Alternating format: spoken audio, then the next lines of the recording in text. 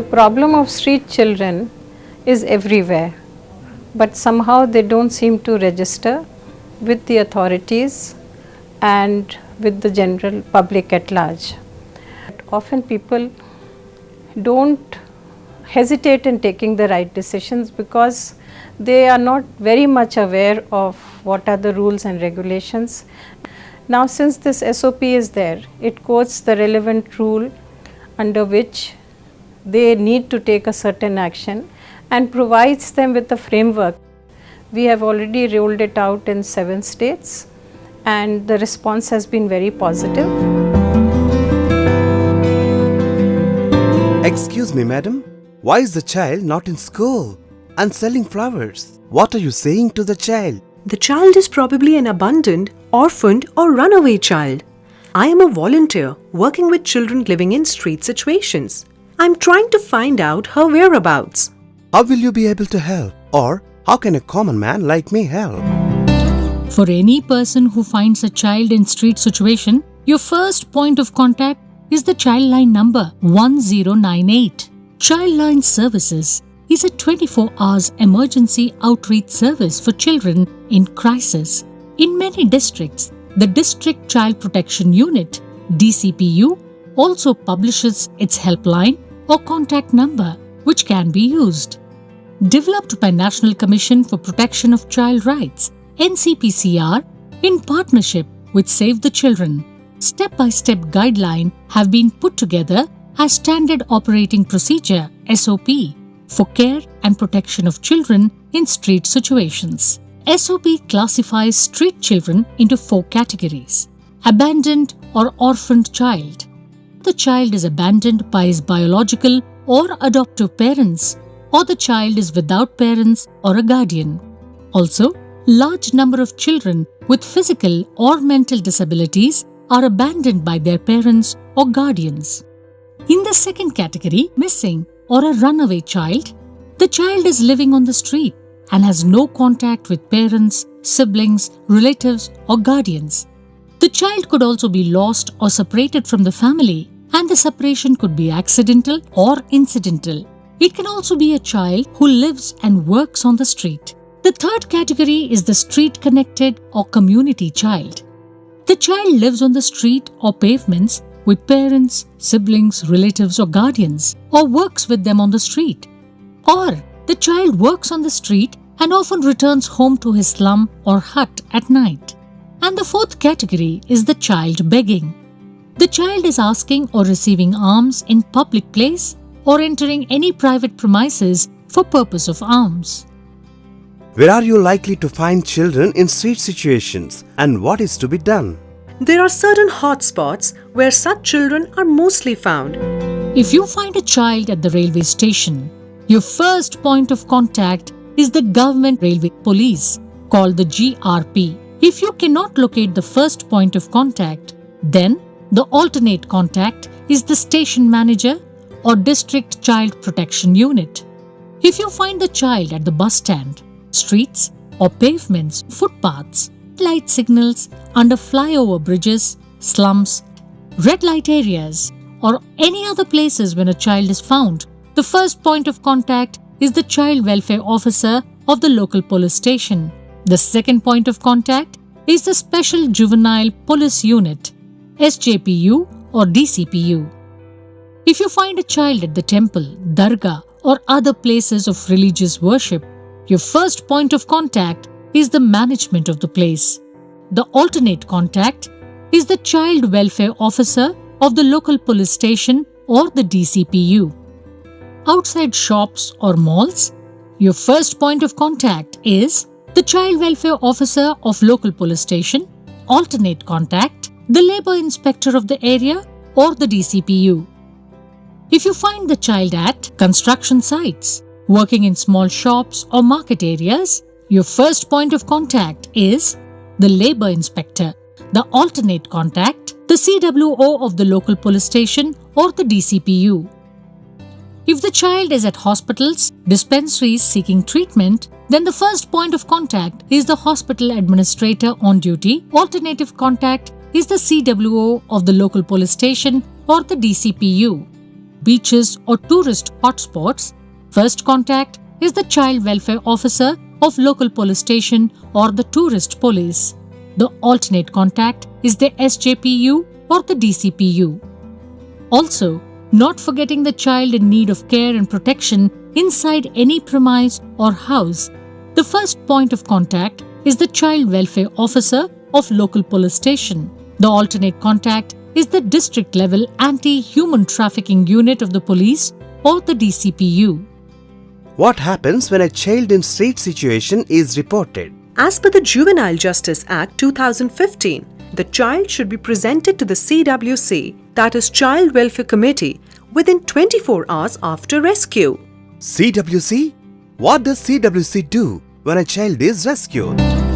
Child Welfare Committee (CWC) is a statutory body appointed as a competent authority for all children in need of protection and care by the Juvenile Justice (JJ) Act 2015.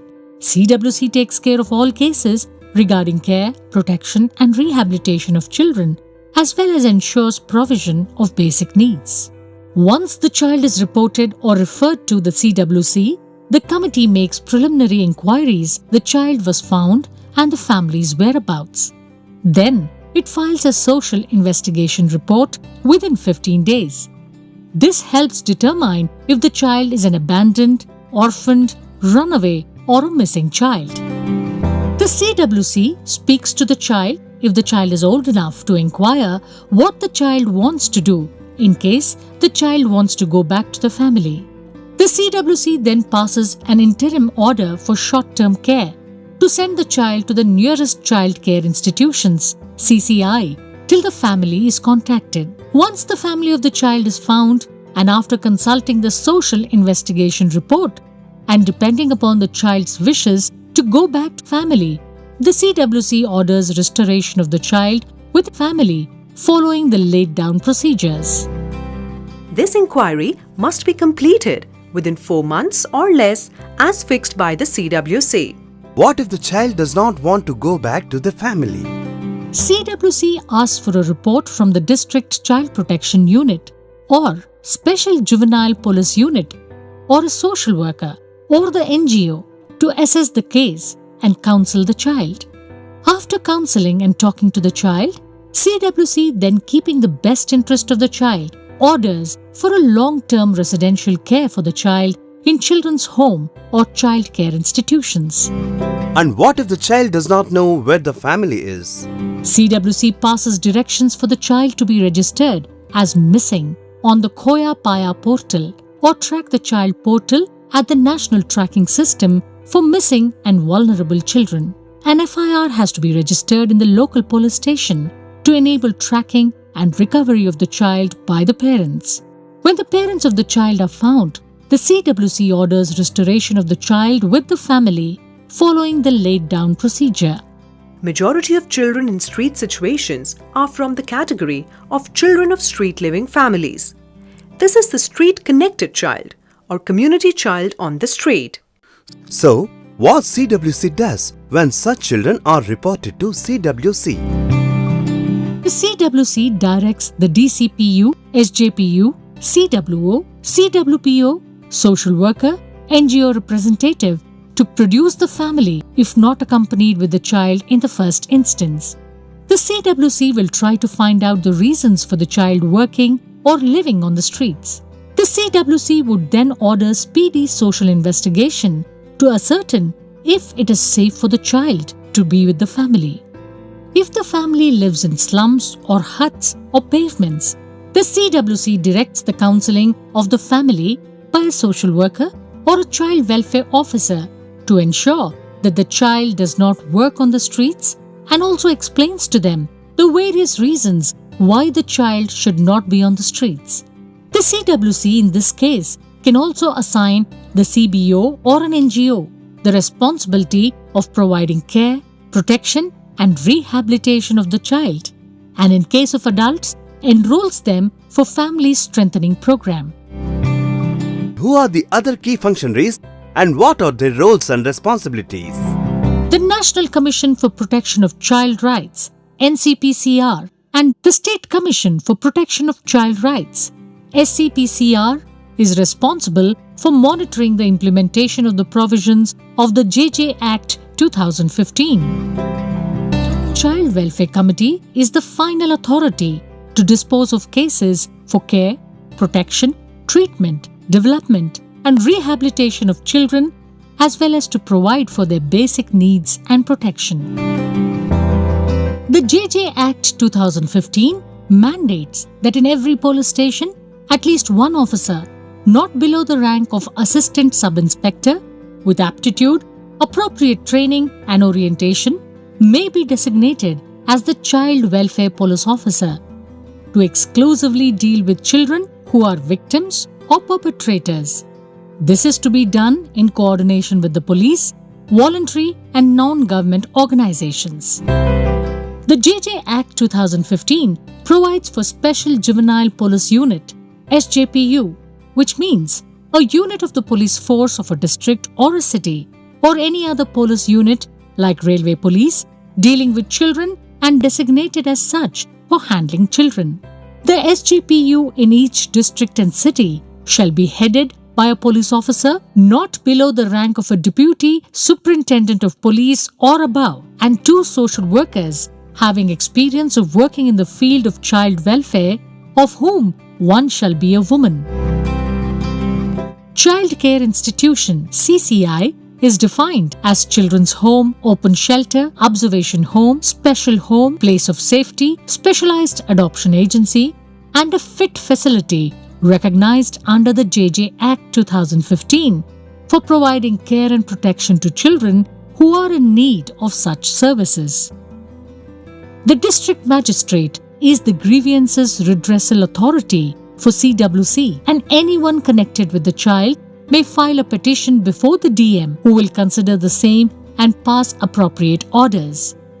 The CWC is mandated to submit a quarterly report on the nature of disposal of cases and pendency of cases, and then the DM directs the CWC to take necessary remedial measures to address the pendency and send a report of such reviews to the state government.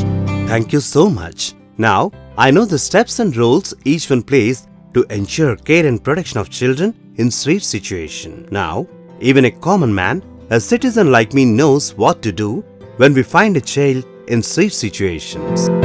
2018 is a significant year for Save the Children because this marks the 10-year journey of Save the Children. And I am so delighted after 10 years now, we have started that journey by creating these SOPs for the street children, a standard operating procedure for first of all for identifying the children in the street situation, and a step-by-step to help these children out of their absolutely difficult situations. And I really want to thank Ministry of Women and Child as well as NCPCR in taking this initiative to go across the country and start working on children in street situation.